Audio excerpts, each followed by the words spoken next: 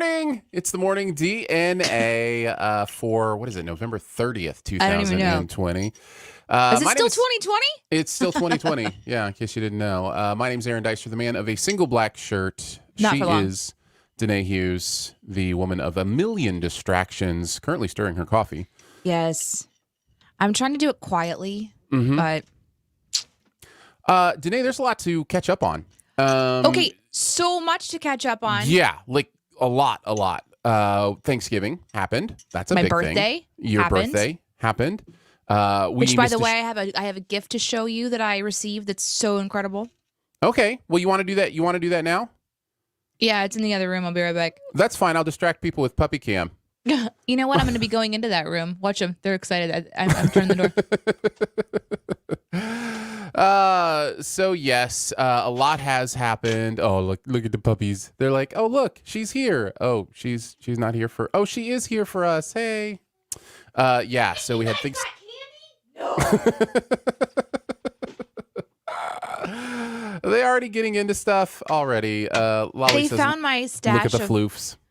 They found my stash of Werther's Original. Oh, well, I don't blame them for that. That is So one of the they've best had a candies of all delicious time. candy.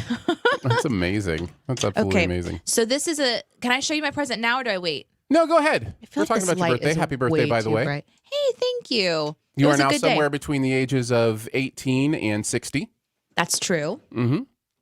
Good job. You're So welcome. this came from my mom. This is a massive Ooh. mug. It's called the Tankard, and it holds 32 ounces of beverage. Wait, that's 30. That's a 32-ounce mug? Look at it compared to my head.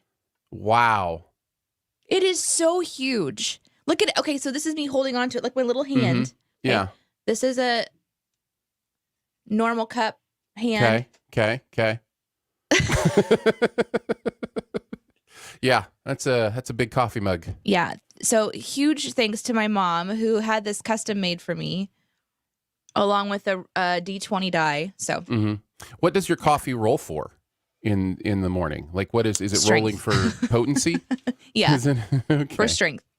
Fair enough. I'm gonna put it. Is there a role you do for like how powerful your spell is, like how effective it is? Like, is effectiveness a role? Damage. Damage, that's the right one. Yeah, your coffee So rolls for damage. I roll for damage.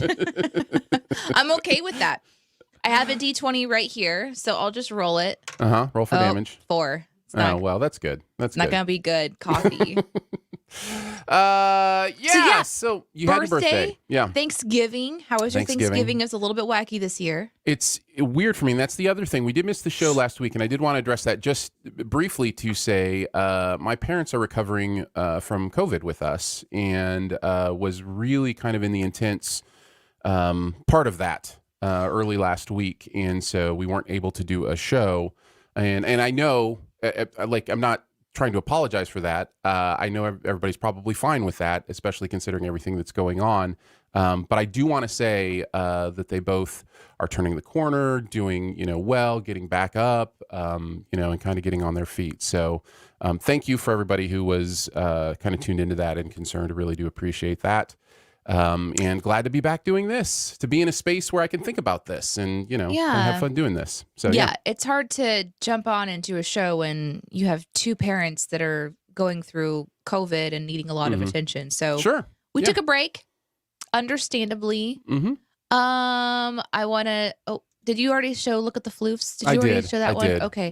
Did you already show Happy Birthday to me? Yeah. Oh, okay. Did you already show that this mug is the most amazing thing that they've seen this month for It Don't Connect? I'm not sure if I showed that one. Oh, okay. No. And in fact, I think I showed the Good Morning from Lauren and maybe not the Happy Birthday. So I think you're fine to throw those up on there.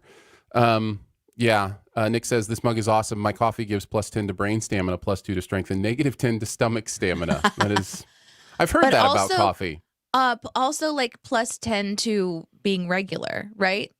Well, I think that's the stomach stamina. I think that's what he's talking. That's not a -10. That's a positive. Well, just the idea that you're gonna have to run to the bathroom, like like it's one of those things. This is my understanding of the effects of coffee, of which I have had maybe 3 sips my entire life at 3 different times. Have you ever like smelled coffee and had to instantly poop? Just curious. No. Okay. No, I mean, Yes, but probably completely unrelated.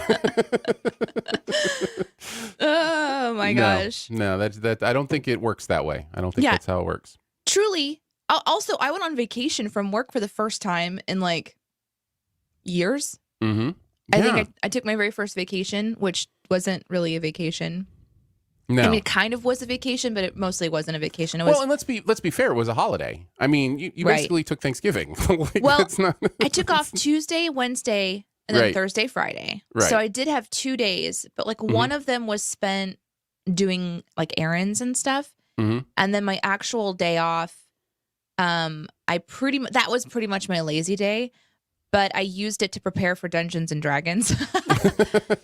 So, I mean, technically that definitely counts. And I got to sleep and take a nap and stuff. So that was really fun. What is this napping? What is this napping I hear people are doing these days? And then on Friday, I kept thinking I was going to have the day off, another like lazy day, but we had agreed weeks ago that we would go ahead and have Nana watch Iris on Friday so that we could peel wallpaper. It's a great thing to do when you're taking a break. So peel some wallpaper. The good news is that the border that has been on in our downstairs basement for like 20 years has now been finally removed. That's the good news. The bad news is that now we have to prep and paint the walls. So, but it looks a lot better. So we got that project done. I mean, we've done so many things, so many fun. Oh, and the best part of the wallpaper, guys, my husband and I didn't get into any arguments. I don't believe you. The whole time. That's what marriage, working together in marriage is for hashing out those arguments. We did it. We freaking did it. It was so cool. We were like simpatico. Like there was even a point when I would get off my chair and scoot it over to the right, and then he would step on that chair, and then I would get up on his chair. We would just this like thing while he's doing the steamer and I'm doing the peeling, and we didn't even talk about it. It was just it just happened. And I don't know. I just feel like everything is aligning. I feel like I'm on another level now. Killing it.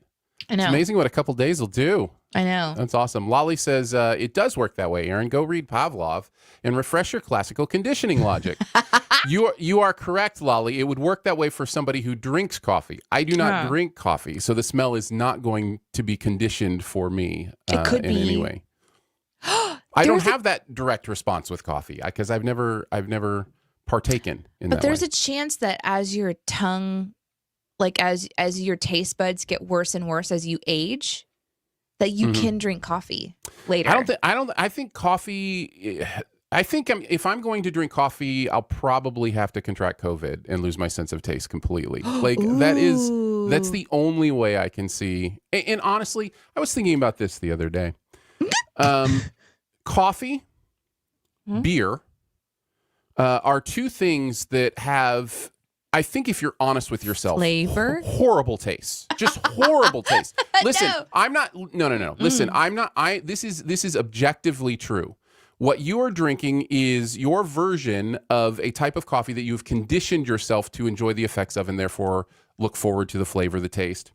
Beer is the same way. It is a bitter thing that people condition themselves for the effects. And I was thinking, that makes sense now because both coffee and alcohol have effects that people are seeking. And so they're like, I can definitely get used to this taste and then I'll start to crave this taste. And so I was just thinking about that the other day, how we have learned, associations with that kind of stuff. Whatever.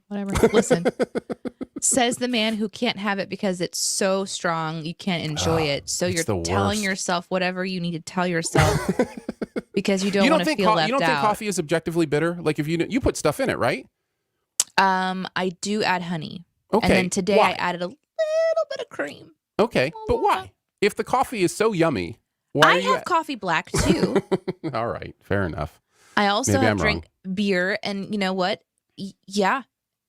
It's a flavor you have to decide to get used to. That's true. Hey, look, Lauren's backing me up. But so is pumpkin pie.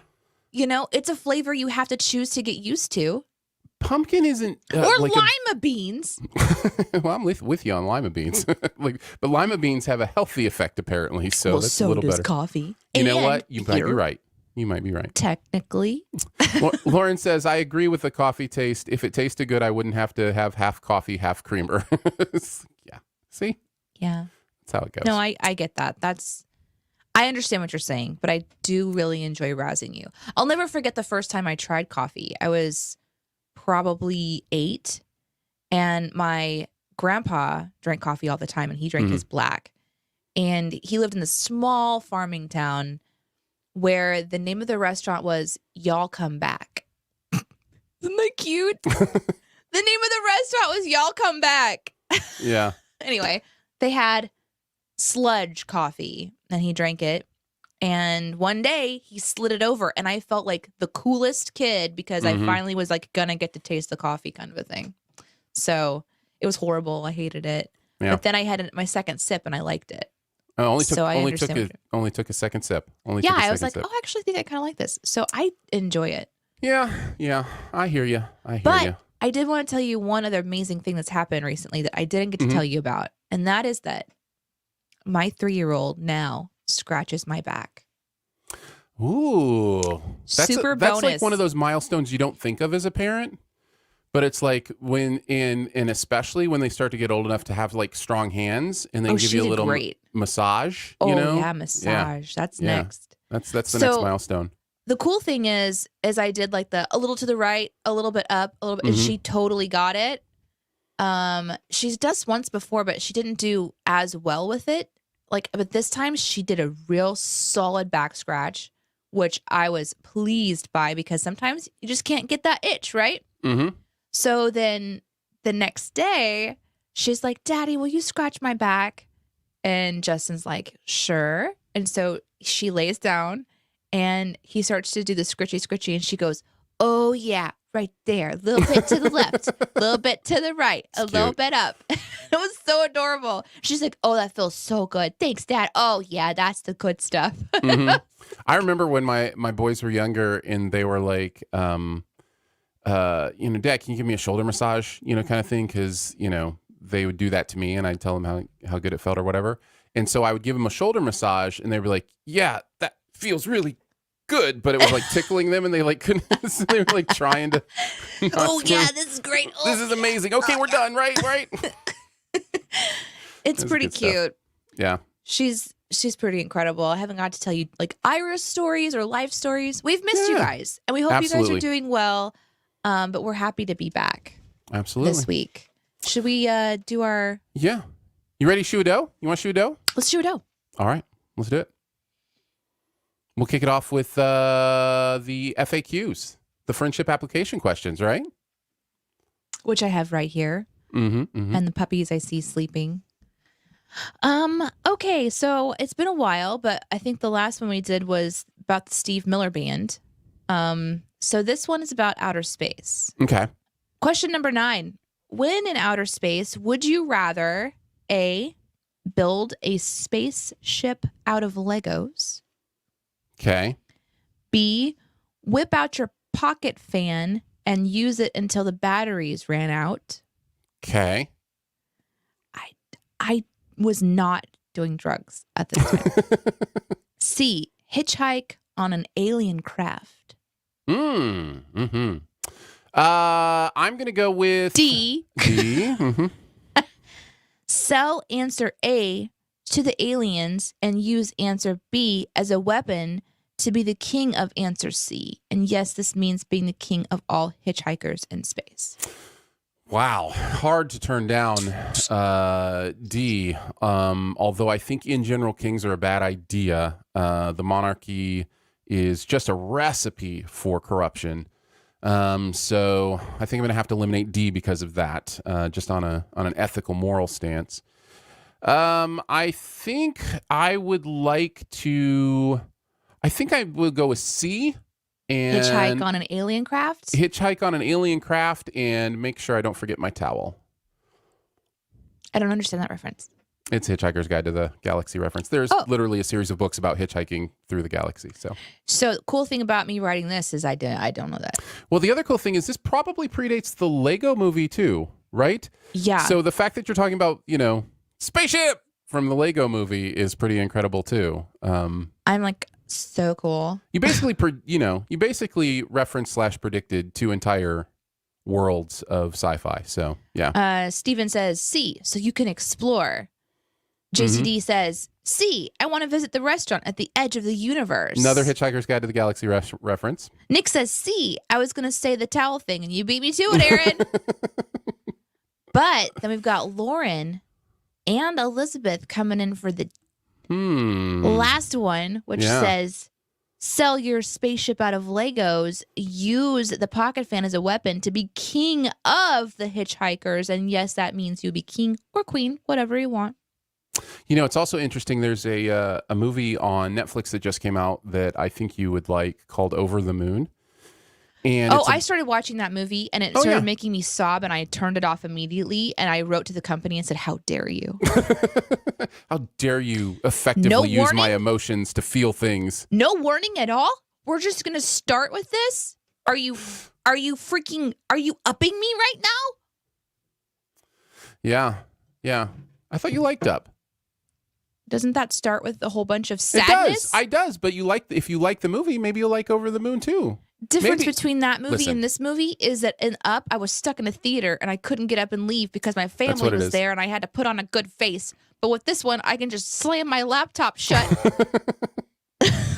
You know, it's quite possible that your emotions are not your enemy, Danae. It's quite possible that they are an effective... I don't have time for that crap. Are you kidding me? I don't have time for this. Anyhow, I was going to say in Over the Moon, little girl invents a rocket basically that uses the same kind of fan technology that you're talking about. So, yeah. Or at least techno deficient. I predicted another show or movie. Absolutely. Basically everything you said came true in the movies. Yeah.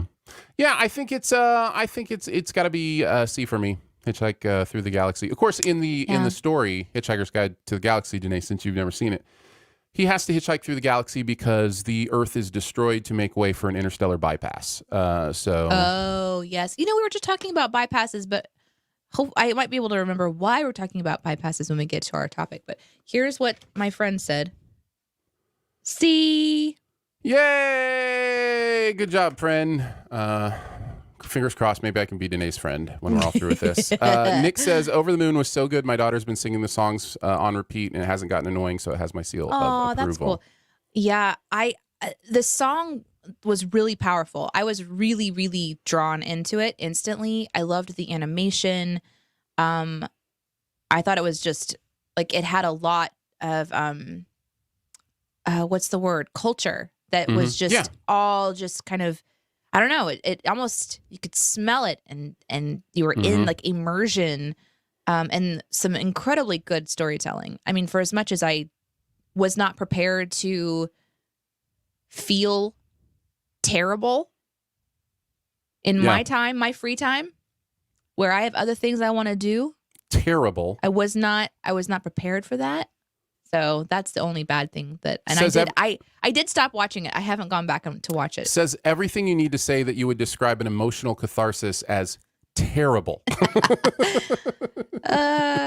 Like, I have things to do. I can't fall apart right now. Right. No, totally. I get it. You should go back to come with a freaking warning, though. Yeah. Like, they need to be like, hey, just prepare yourself to be in a space and then you can watch this. Danae needs, you know how the rating system is usually about content.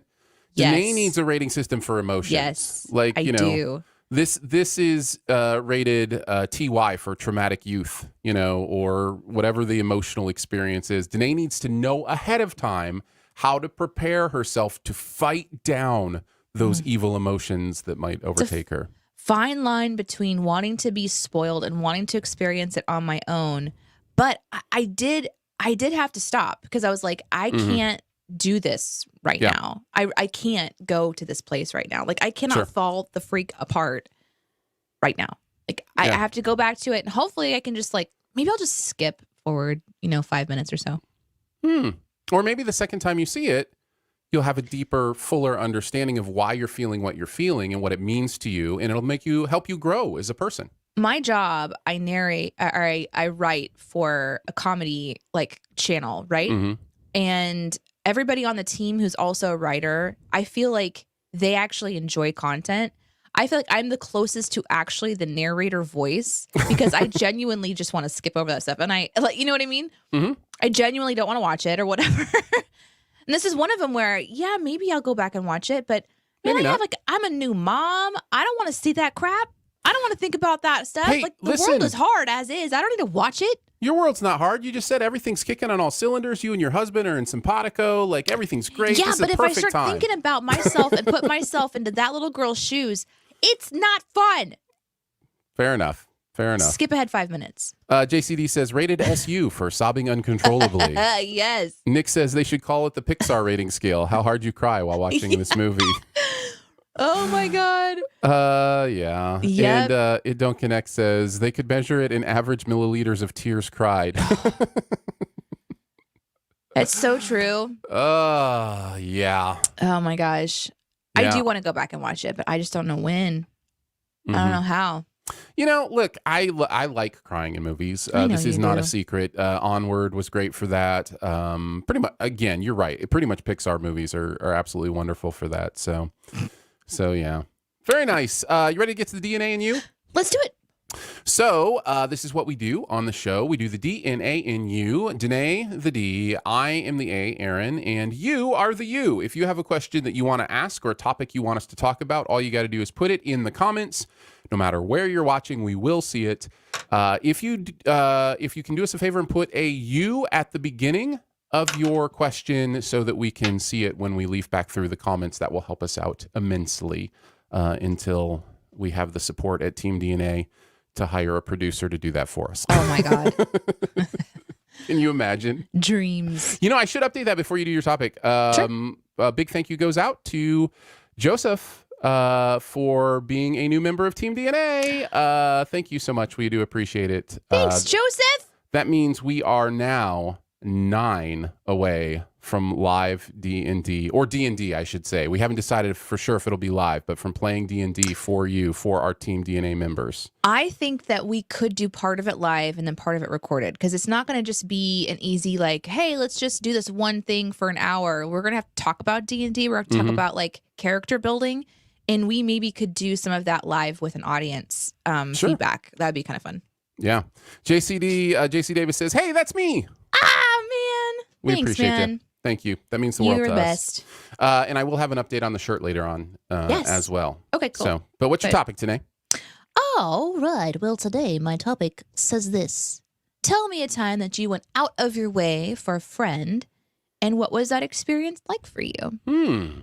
This is on my mind because I got a call on Saturday evening from a friend of mine who has been stuck in California for 4.5 years. And she and her boyfriend have saved up enough money to do, like, they're like, this is all the money we ever have. What are we going to do with it? What do we want to do? And they want to get out of California, out of their situation, and they want to come back to Missouri, but they want to buy land. And land is very expensive, especially when you get obviously into like the city areas and things like that. And then there's restrictions on what you can do, like how many animals you might be able to have if you wanted to have a farm or a small farm or Right. a hobby Sure. farm and stuff like this. So with the money that they have, they can look so far outside of the towns, right, of our city. And so she asked me if I would be willing to go and look at property for her. So I drove with my mom and my dad, who we all love my friend very much. And she's been kind of just like she's like a sister. She's like a part of our family, even though she's not technically family. You know those people. Yeah. So we jumped in the car. We drove 2 hours northeast into this tiny little town of 1,000 people. And we drove a little bit further than that town of 1,000 people and some Amish folk onto this little 5-acre plot of land. And I got to walk around on land and, like, you kick bricks when you're looking for a house, Yeah. but with trees. that was my experience. You kicked barks? Kick some bark. Yeah. Yep. I overturned some stones. I rooted around. Was checking to see if the soil was good. For truffles? Yeah, I was truffle hunting. Definitely almost stepped in deer poop many times. I believe it's scat. I believe the term is scat when it's a wild animal. Exactly. Okay. Yes. Yeah. Well, I was the scat woman almost on this adventure. And I don't know, it was really interesting because she may literally buy this land sight unseen based on what information I shared with her about my experience on this land. The pressure. I mean, I was like, oh my gosh, I don't want to oversell. I don't want to undersell. Like, sure. You're going to move from California across the country to this land for the first time. But like, what a big decision to make. She like physically can't just get here and get back. And I don't know, it's like kind of one of those moments you show up for someone and you know it's really, really important. Mm-hmm. And it was also kind of cool at the same time just to go like, oh, yeah, I could see you living here and setting up camp. Yeah. But I had to talk to her about things I'd never taught, like, okay, you'd have to redo the fence and you're going to have to dig a well and you're going to need to do this and blah, blah, blah. But the underbrush looks good, you know? Yeah. It's like, what crazy. do you say? Yeah. So it was like half of my day was taken up doing that. But it was a really good day to tromp around in the woods. It's been a long time since I just put on my boots and like my outdoor gear and went walking in the wood, you know? And so that was really kind of a cool experience. So nice. JC Davis says, I had to pick up my buddy's girlfriend from his dorm after they had an argument and campus police were called. It was a huge red flag on the now former friend. Yeah. Yeah. That's an interesting big. one. Good for you. Yeah, definitely. And Danae, I know you have similar stories too of standing in the gap for friends who are in dangerous situations, oh, yes. Those kind of things. And I've lived a very sheltered life and don't have those kind of experiences. So like I'm racking my brain and it just stuff like that. I can't find. Like for me, I look forward to being there for friends and to being able to fill in. I remember when I was traveling in a drama group during college, we were traveling around and the guy that leads the group and leads all the stuff one morning was like, dude, I am sick. He had like a fever and he wasn't feeling well. And I just remember like feeling like it was time to put on my Superman cape.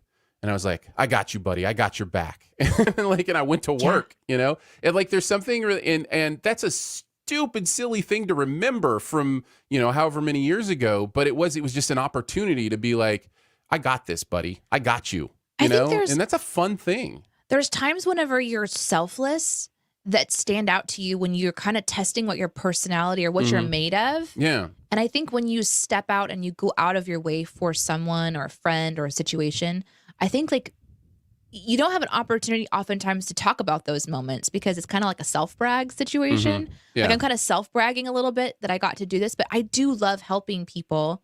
And this is one of those ways where to her, she's like, you literally left your life behind and went to go walk on land to tell me if you liked it or not. And that's just such a big deal. And for me, it's, when you're doing something for a friend, maybe it doesn't feel like such a great, huge sacrifice. Like I can think of some times whenever it was a huge sacrifice to help someone. This one for me over the weekend was genuinely fun. Number one, I want my friend to come back home. Like get out of California, get back here so that we can hug and like talk and have coffee or water or whatever, Aaron.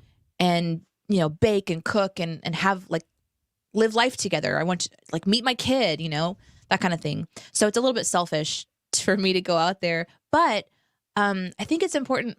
Those moments are important too, because it reminds us what is valuable and what we're willing to sacrifice for other people. It doesn't always have to be like a really deep exchange. Sometimes it can just be something that's simple too, where we just, meet somebody where they're at. So it's been really fun too, I say fun, admirable. I've really been impressed with my wife as my parents are recovering too, just how attentive and, because they're recovering and they need, care and food and all that kind of stuff. And I was even thinking this morning, that as some of that kind of shifts to me as she's back at work or whatever, like how different we are in the fact that this is true when you help friends too. And I'm curious about like kind of how you identify yourself. But for her, she is looking for opportunities all the time to be there and serve and do things. She's very much proactive. And I am built to be a responder person and a task manager. So like I'm the kind of person, like if you give me something to do, I'm going to nail it for you. Like I will meet that task and I will do it as efficiently and quickly and as amazingly as possible. But you need to define it. But you have to define it for me. And I'm not necessarily proactive. And so I think about the times where I've helped out friends or those kind of, it's because they, I knew specifically what they wanted and I knew it was a task I could accomplish and do for them. Whereas somebody like my wife would just be like, okay. She'd like create. She's figuring it out. And, so I think knowing that kind of stuff about yourself is really important in understanding how you work. And it's interesting that it goes both for how you do your job and how you live your life, and how you serve your friends. Like it's just part of your personality. So this one might not count, but I feel like it does because it's work related. But you knocked it out of the park for me when I had Iris because we were working for ourselves at that time. So we're like work partners, but then also friends. And so when I said I wanted to take 3 months off of work to adjust to being a mom, and you're like, okay,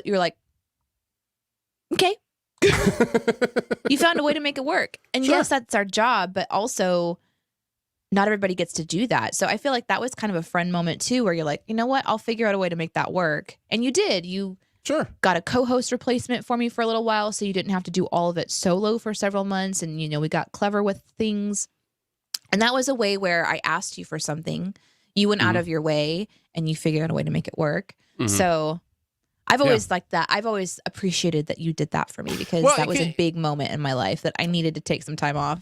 There's certain kind of personalities that work well together, and I think ours do because you understand that about me. But there are also certain type of personalities that would be very annoyed by that. They'd be like, "Can't you just see it and do it? Like, why do I have to explain it to you?" Right. I've definitely experienced that in jobs and friendships and relationships. And so, I think understanding not only yourself, but the people you are close in contact with and how they operate, how they work, it's just really valuable. And it's unfortunate with somebody who is a task manager meets up with somebody who doesn't like to communicate that they need help. That's like a bad situation, right? Like, because then nothing ever, gets helped. So anyhow, I've had that before. What? I've had that in a work experience 1 or 2 times. That's weird. But yeah, definitely. Some other good stuff from you guys. Elizabeth says, went with my friend to her mom's funeral at the start of this year. I couldn't stay for the burial, but she said she appreciated me being there. Yeah, just being there during those kind of times for friends is very valuable. So isn't it incredible? Sometimes it's not like, oh, I'm going to do this epic thing. It's just being present or even just listening during a very difficult time.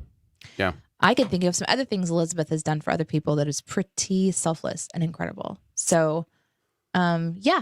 It's nice too, because I think we need to do a better job of telling each other that too, of when we see the effort that other people put in or the things that they do, because 2 things can happen. Number one, somebody can feel like they're doing good things, but it's not being recognized. Like so they wonder, am I really doing something okay? Because nobody's recognizing it. Right. The other part of that is a lot of times we don't give ourselves enough credit for the work we're putting in. And I've had that experience where somebody's been like, thank you so much for doing this. I'm like, what'd I do? Like putting the chairs away. What do you mean? Right. Yeah. And so I think it's really valuable to communicate, to each other when we have been helped, or even in the smallest of ways. So no, I think that's a really good point.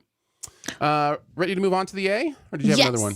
Okay. No, I just wanted to shout out to Marlia, who's Mariella. Why did I not say her name? I'm sorry. Who says, so glad you guys are back. We're glad to be back too.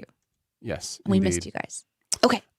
The A topic today: what is something you wish you had left in your childhood? Something that you have dragged with you into adulthood, and you kind of wish maybe you had left it back in childhood.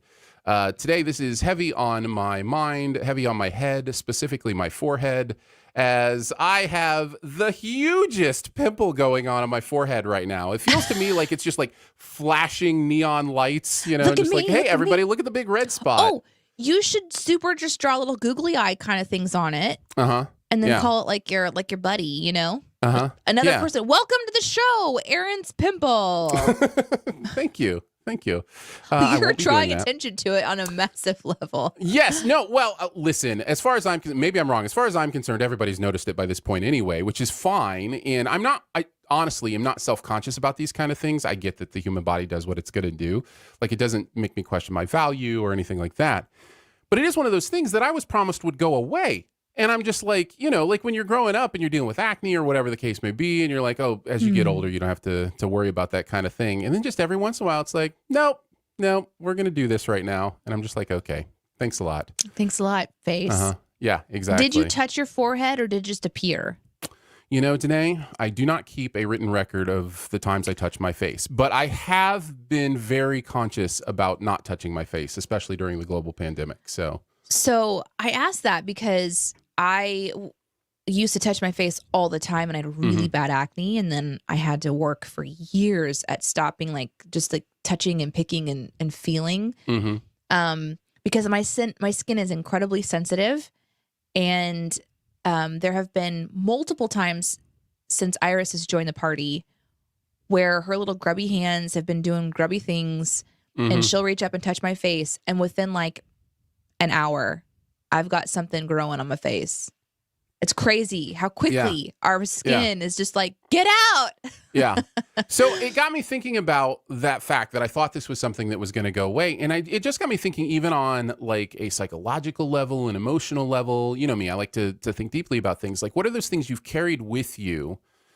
Could be a habit, could be a way you see the world that you're like, I kind of need to mature out of this, or I'm trying to mature out of this, or, just some, because honestly, I really feel like at the end of the day, the more I talk to people about this kind of stuff, that we are all just the, 8 to 14-year-old version of ourselves as an adult. And we're all just trying to figure out, what do I do with this adultness?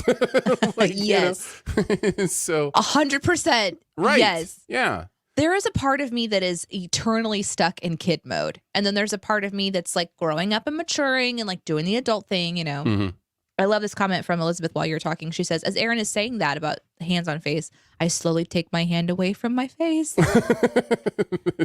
Just right. peel it away. No touching. JC Davis says, some would argue I should have left my interest in Titanic in the past. Hey, that's a great movie. You don't need to leave that in the past. Or bring is that with it you. just in general the whole Titanic thing that happened, not just the movie, but the actual historical event? JC Davis, if you could clarify for Danae. But here's the thing. Sometimes we get really interested in historical events, Sure. not just a movie about it or whatever. Sure. Could be. Because maybe he's a history, he's into history and stuff. Yeah. Or tragedies. Could be. But that's could be. okay. I have so many things I wish I left I in my wondered if past. anything came to mind. I was curious what you were thinking. I think a crippling sense of self-doubt. I wish that would have just ended in my youth, but that still creeps its way into my adult life. Yeah. I never really, I'm a dreamer. I dream a lot. And I kind of wish at some point in time I would have switched from dreamer to doer. So you're talking, you're not talking nighttime sleep. Oh, I dream. You do that, but you're talking I dream about. I dream about all the things I can do. And, yeah. And then I find myself wondering at the end of the year or a season of my life going, did I do anything of value or importance at all? Or am I just dreaming, And so it's been really interesting because I have always been that way and I was encouraged to be that way. My mom and dad are both dreamers. And so I've just been around people who imagine possibilities all the time. And it's really good and it's important. And I know it's an important thing that I do. Finding ways to make sure that I have outlets for it that feel healthy. For example, consulting. When people call me and they're like, hey, I've got this project or this situation and I'm trying to troubleshoot it or come up with an idea or whatever. if I can like put my brain into their world and then dream and like create, and it actually helps them to do what they need to do, that's a really positive outlet for this abundance of possibility. But in my own life, I think I get kind of like bogged down by that. I wish that would have been something that I would have left in my youth. But at the same time, I know it's just part of who I am, and I'm embracing it as best I know how. So see, that's the trick, right? The trick is understanding if it's something that's a part of you and just kind of makes up your personality and who you are, then you don't necessarily have to get rid of it. What you have to do is understand how to process it, understand how to use it properly. I think what you're talking about, that a lot of dreamers, and I have a little bit of that dreamer thing in me too. You know, I like to think of systems and possibilities and those kind of things. It can be so overwhelming because if you were to accomplish everything you dreamed about, you would be dead. You'd work yourself so hard you would die. Like, it's impossible. A lawyer, a teacher, teacher first, then a lawyer, you know, an explorer. Like, I would have been all, and you know what? To a certain degree, I have done all of these things in like the capacity that I am able to do. Well, that's what I think the trick is for a dreamer, is to go, to understand that your value is not based on how you accomplish your dreams. Your value is based on how you move through life in light of your dreams, in light of the things you've thought of. Yes. How a dream can happen one day and not bear any fruit till 10 years later. And just understand that's, or at all. And just understand that's how dreams work. You know, this show is a dream that, you know, didn't bear fruit for a long time, 8 years, you know? So it's just, it's absolutely something that you kind of have to learn about yourself. But there's a lot of things that are from my youth that like kind of carry over, but most all of them are just me questioning myself, doubting myself, being hard on myself. And that was really prevalent in my youth when you're just trying to figure out who you are. But as far as like fun things, like those are like the deep mental space, like the soul and mental makeup of Danae. But as far as like something fun that I wish I would have left in my youth, I think it's my inability to put my shoes in one spot. I wish that I would have that. I will still just take them off and leave them places, and I'm doing really good with most of the other things that of my belongings now. It's taking me a really long time to break my habits from my youth, but shoes, man, every once in a while I'm like, where did I put my boot? And why is it just one? Now I do think it might be the puppies. That's true. You have a child and puppies now, so can we add them to the stream? I want to see them real quick. Sure. I just want to see. They don't look very pretty on our background when we have this background, but yeah, there they are. They're just sleeping. They're just sleeping. Yeah, they're sleeping. They're doing They're fine. not stealing anything right now. Okay. Nope, not right now. Lots of great stuff. I did want to throw this up here before we continue this topic. Archimedes Amazona says, won't be able to stay and watch live, but wanted to wish good week to you guys and everyone in every chat. I love that he said everyone in every chat, because thank you. We know that people are watching in many different places.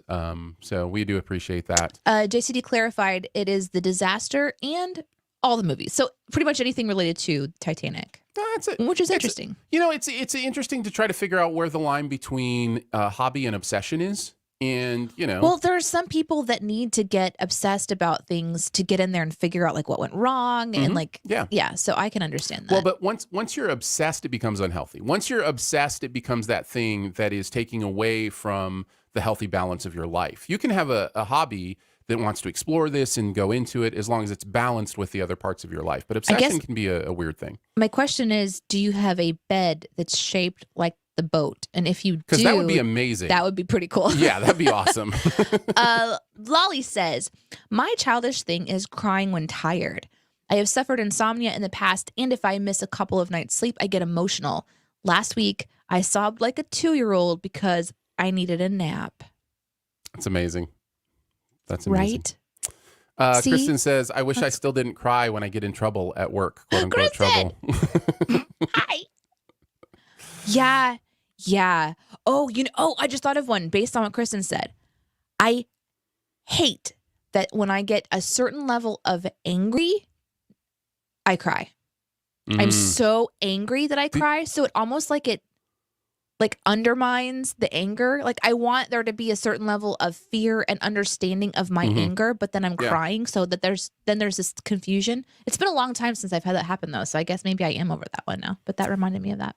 Nick says, you know how when you're doing things, suddenly you remember that super idiotic thing you did or said in the past and it makes you want to scream at yourself? I wish I could get rid of that.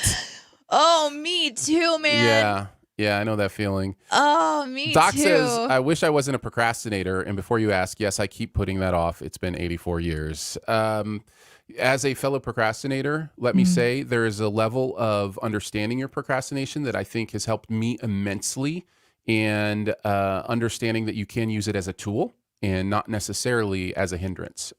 Yeah. So I think that's really valuable. Understand yourself. I'm a procrastinator to the nth degree. And what I eventually realized was I could use that to my advantage and accomplish more if I just set the time to do it right when it needed to be done. So yeah. Yep. We actually had to work together when Aaron and I were trying to figure out how we work well together. And like, we're just really blunt communicators. Like, just tell me what works for you and we'll figure it out kind of a thing. So we got to have a lot of really great conversations that led to some pretty cool ways of working together. And one of the big revelations that we had was realizing that even though we have, like, let's say we have 40 hours in a week, our best work is done before it's due. Where we're really, really attentive and focused. Whereas if we try to put it out like earlier in the week to get work done and like get ahead, it just didn't work for both of us. We actually both work better under pressure. So we kind of moved our schedule around to where we knew when we needed to do what, in what order, which backfires in some situations, but for the most part works for us. Yeah, it can. But you know what? Doing things early can backfire too. See, this is the thing that people forget. No matter how you choose to do your work, when you do it can backfire on you. If you do it too early and then something changes, you have to redo it. Yeah, what we realized is we had to look ahead to see when we're going to be leaving for vacation or certain things were going to be all happening at the same time, and be smart about how we were going to work in those times, because when everything piles on and it's all due immediately, then it's stress central. So anyway, to Aaron's point, yeah, figure out what works best for you. And sure, in certain environments, you can't really control that because you might not work for yourself. But if you kind of know yourself better, sometimes you can be your own advocate and sort of guide the ship, so to speak, as best you possibly can. Elizabeth says, being afraid to ask for help. I am getting better, but it can still be a problem. Yeah. That's a good one. You know, I think we are afraid that when we ask for help, it shows weakness. And what we need to realize is that we are all weak. We shouldn't be afraid of weakness. That's the thing I think we forget, is weakness is just part of being human. And so asking for help, you know, it's not that you're weak. It's you're human. You can't do everything. You know, we're and sometimes told that we need can. Help. See that? Yeah. No, you're right. Yeah. We're told by media. We're told by, like, you know, that you can do whatever you put your mind to. And to a certain degree, you can do it on your own, and you don't need anybody's help. And to a certain degree, I think that there's validity in that, especially in certain situations. But I remember going through the Strength Finders kind of scenario, which is, you know, where you take this massive questionnaire. It takes a long time. There's actually coaches that talk about it, and they rank your strengths. And it's not that the top 5 are like your most powerful. It's just the ones you use most frequently. And then, you know, they're kind of like, they go down, you know, like, for example, one of them is the doer. If you're a doer, Aaron and I's top 5, we're both not doers. So we realized that on our team, we just know that that's a weakness of ours. And it changes it to be like, we're just not going to lean into doing, because it's not like we can be doers, but we're just not going to do that because it's not a strength of ours. That really helped me to understand that I can say in a team environment, I'm not great at that. I can do it, but I'm not great at it. I'm going to lead more into command, or I'm going to lead more into relator. I'm going to lean more into these things that I do really, really well. So I would prefer to be in that kind of a position. So, and that really helped me to understand, like, I'm not designed to do everything. Sometimes someone comes into your team or comes onto your environment and they're just gifted in that area. And man, give them the due, like support their due or whatever. Yeah. Yeah. I hope that makes sense. Look into Strengths Finders. I think you can actually take a free kind of one and learn more about, like, your strength points. That really helps me as I've been letting go of learning to ask for help, because it's not a weakness. It's like I'm not strong in this area. And if you are, it'll actually make you feel great too, because then you're working with your strengths. So, Yeah. All right, let's move into the you portion. It's time No. for you to pick the topic or the No. question that you have for No. us, and we will. wow, you're doing a really good job ignoring me today. Well, you know, I just do wanted what to update you about the bed. I mean, JCD does not have a Titanic shaped bed. That's just the most important thing. That is very important. I'm glad that you mentioned it. We'll start with It Don't Connect. Artists, comedians have a writer that they send to each venue, which includes some things they request to be in the green room, snacks, etc. What would be on your writer? Ooh. Well, I like this idea. Mm-hmm, mm-hmm. I like the idea of somebody bringing me food. Mm-hmm. I think mine would be health snacks. I want fruit. I want yummy, really good fruit. Like, not the kind that's out of season and not ripe yet fruit, which is what I have in my refrigerator right now, and it makes me sad. Why strawberries in the winter? I love fruit, and I love crackers. You can listen. It's your writer. You can have them fly in fresh strawberries from somewhere, no matter what season I want it is. papaya.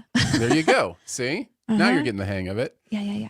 I want a 77-inch OLED TV, constantly playing Pixar movies on a loop. Wait. Wow. I want. I was just thinking about snacks because It Don't Connect specifically mentioned snacks, etc. So I went to snacks, but the writer can include all that stuff too. Listen, you're the dreamer. Dream big. Dream big, girl. Come on. All right. And then suddenly, I also want a ball pit that to play in. No, you don't. That would be fun. No, you don't. Completely sanitized, of course. And that's from your youth. Leave that in the. And then I would like an endless supply of peanut M&Ms. So if we're going with the snack route, so yeah, and some IBC cream soda. Yep. Mm-hmm. Mm-hmm. And some of the donuts from the local donut place. Okay, yep. That's a lot. Hey, listen, it's my writer. You want me to come perform? This is the green room. My gosh. Well, no one's booking you. They're like, she just wants fruit. You don't know how good I am. This guy wants everything. Yeah. Yeah, I don't know what else I would ask for because I think I'd feel like I was working the system. So. Did that make you feel bad? I was just trying to go with the spirit of the question. It's great. No, you did great. Okay. Lollipop Shoe says, what's in the CinemaSin snack closet? Ironically, all the things we just mentioned. It's amazing. Do we know? I still think it's out there somewhere. It must be. JCD says, you question based on my interest in with Titanic, what is a subject you've dived into deeper than most others? Probably the interplay and relationship between predestination and free will is probably one. For sure. And he's not even kidding. That is one of my favorite conversations. There's a moment in conversation with people where he will, like, let's say someone says something that sort of leads to this arena, and he just takes it and jumps in. Mm-hmm. He's just like, I know where we're going with this conversation. Yeah. I don't know. For me, I don't know. Fair enough. I'm not a well-versed. There's probably a couple things I guess anatomy. Physiology, totally. kinesiology. Danae is the kind of person that, like, if you're like, oh man, my shoulder hurts, and she's like, well, is it this muscle or this muscle, or possibly it's this bone and where they connect, and I usually what about go a little bit wacky. Trapezoidness maximus? Like, how is that doing? No one talks about that muscle anymore, right? The trapezoid it's just maximus. Been forgotten. Listen, if people would pay more attention to their trapezoid maximus, they would be in much better shape. Yeah, I think people are surprised when I go into that realm because as goofy and silly and fun and entertainment minded as I am, there are a couple of subjects where I get real, like, I get zoned in. And when it comes to, like, helping people with that stuff, or even just conversations about it. I do a little bit. I do go a little bit crazy sometimes. Speaking of getting zoned in, totally wasn't paying attention to the time. We do need to kind of wrap it up and head out. But there was one that I wanted to. There were okay, from Aaron earlier. Hold up, it's been a while since I have been on. Who does the adorable puppy belong to? My money's on Danae, but I could be surprised. It's two puppies. It's two puppies, and watch what happens when I open my door. They're my dogs. They're just well trained. They're actually here. They're actually here in my house. They just hear through my. I have headphones set up for them that they hear Danae opening her door. No, those are indeed Danae's. Yeah, that's my office that you guys are looking at. My collections galore. Thank you so much for hanging out with us on another Monday or someday. We will be back. I didn't get a chance to really get into the update that I want to about the shirts. Let's just say there have been complications. So let that be a tease for the next episode. How do I not know about this? I'm your friend. So we will get more into that on the next Monday or someday that we see you. As always, you can follow us on Twitter. You can become a member of Team DNA at Patreon. Patreon.com/StudioDNA is where you can do that. And then you can watch us live. Make sure you're subscribed wherever you watch, whether it be YouTube, Twitter with Periscope, Twitch, or even that other social network that shall not be named. Facebook. Make sure that you follow or subscribe so you know when we go live, and we'll catch you on the next Monday or someday. Bye, guys. Bye. Have a good week. Bye. Thanks for hanging out with us.